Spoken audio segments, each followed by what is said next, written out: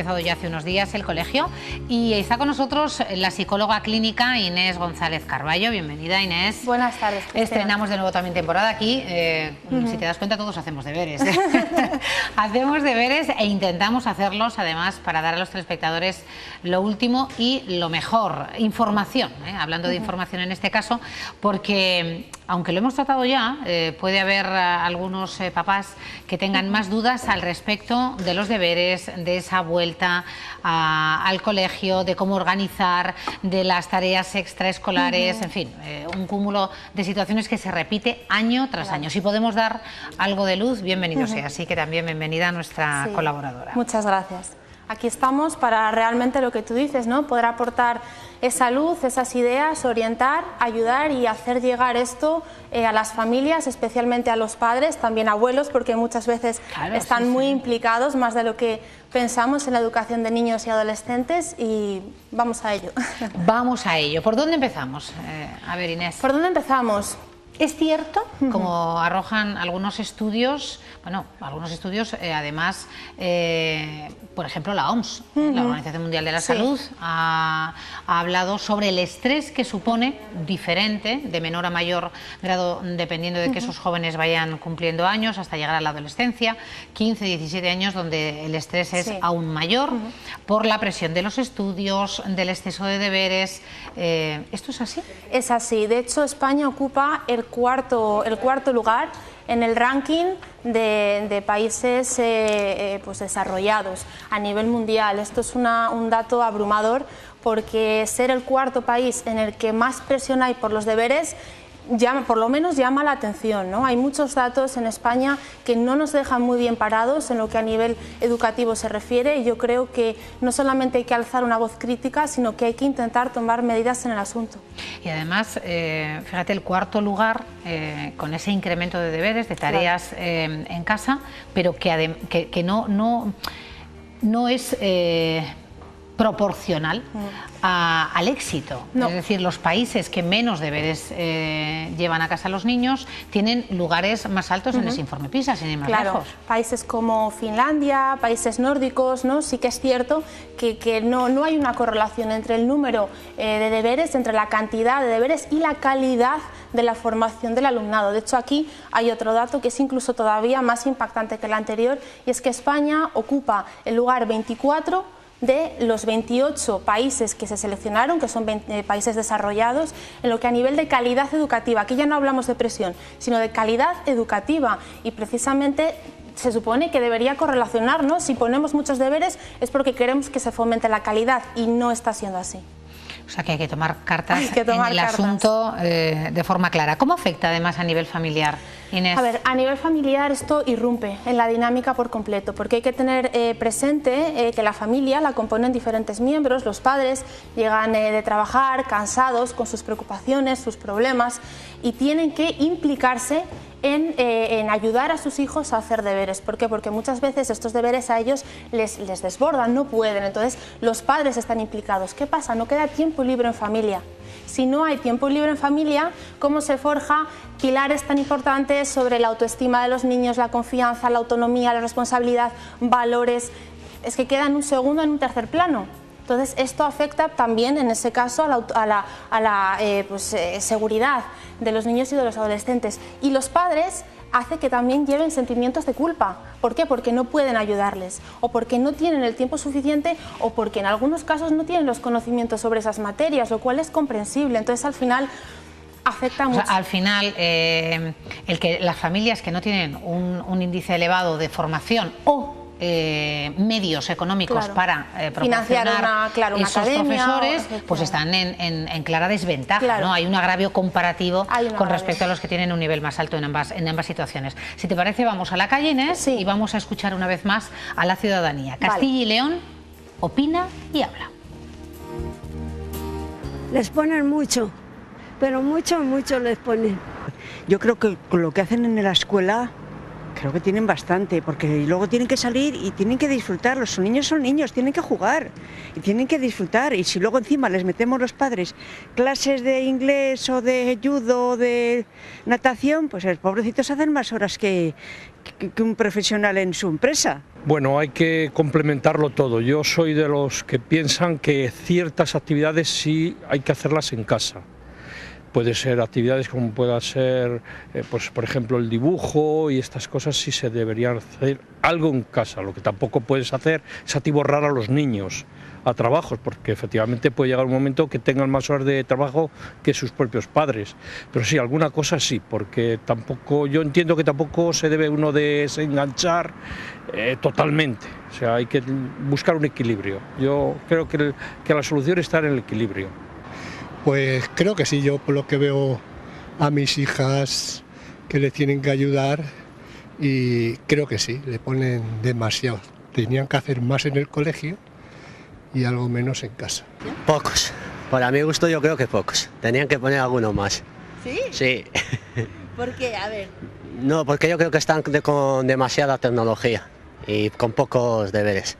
Lo que les mandan de deberes a casa, pues eso yo creo que muchas cosas las tenían que hacer en el colegio, porque la profesora incluso se lo explicaría mejor que los padres, porque ya los padres han estado en otra época y muchas veces no comprenden mucho los deberes que le mandan.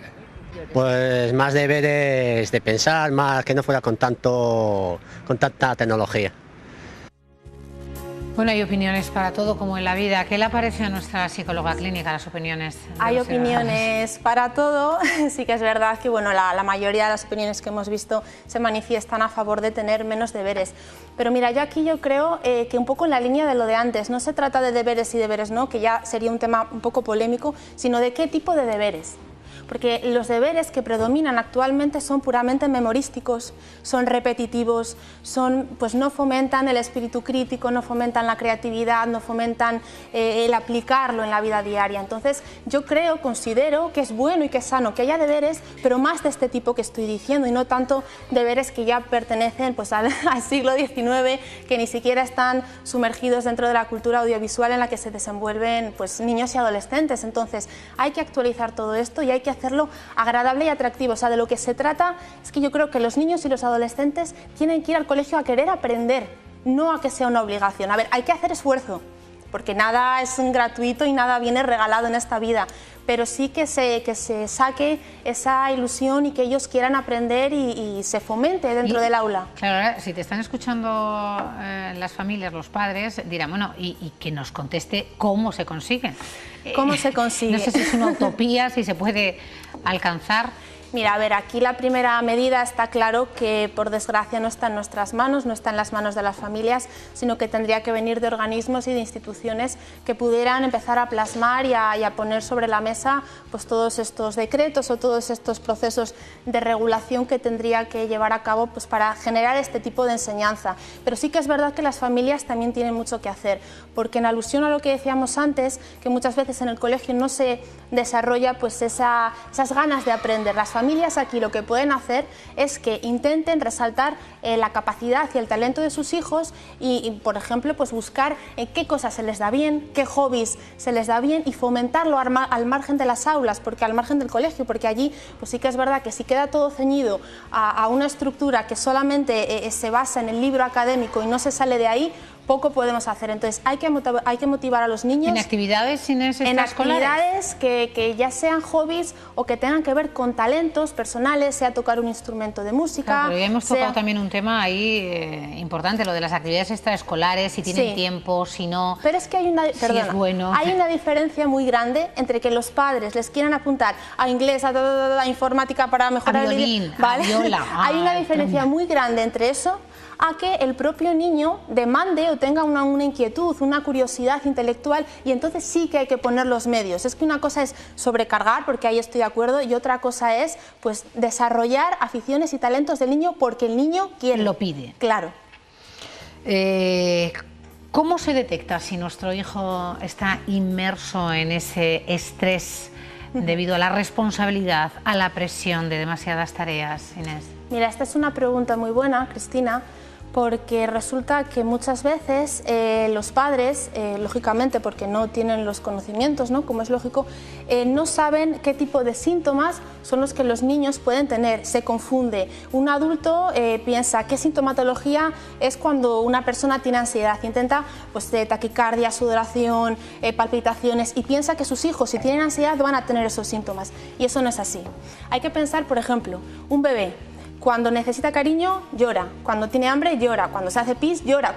¿No? Un niño, un adolescente no es un bebé, pero tampoco es un adulto. Entonces no tiene los recursos necesarios para expresar eso de la misma manera en la que lo haría un adulto. Por lo tanto, ¿qué síntomas podemos detectar, sobre todo en niños y adolescentes? Perdona, atención, padres y madres, abuelos que están en contacto diario con esos pequeños para detectar si nuestro hijo, o en edades adolescentes, está inmerso en un proceso de estrés debido a ese exceso de tareas o simplemente a esa presión en el colegio. ¿Cómo lo vemos? Principalmente serían síntomas conductuales. ¿Qué quiero decir con esto? Los que más predominarían, aunque llame la atención: rabietas, desobediencia, hiperactividad, malas contestaciones.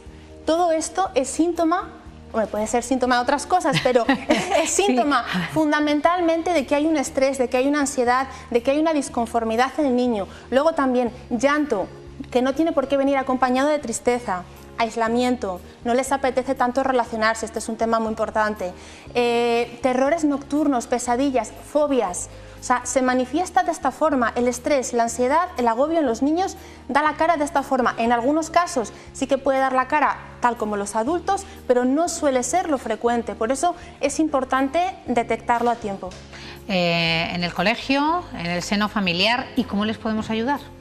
¿Cómo les podemos ayudar? Mira, les podemos ayudar de muchas formas. ¿Hay que hablarlo con ellos, Inés? Es importante hablarlo y es importante dentro de la familia generar unos pilares, unas normas y unos valores que se respeten, ojo, no solo los niños, entre todos, porque tiene que ser un pacto y una negociación. Entonces, desde la familia lo que hay que intentar es, a pesar de que no hay mucho tiempo, quizás a lo mejor hay que tirar de los fines de semana, hacer cosas todos juntos, pero no como con los deberes, que es todo opresión, sino de manera distendida, algún hobby, algo agradable.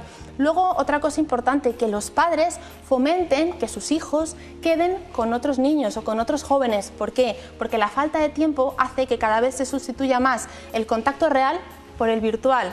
Por las nuevas tecnologías, ¿no? Por las nuevas tecnologías, que no quiero decir que sean malas, pero un niño es un niño, necesita relacionarse de cara a cara, de tú a tú.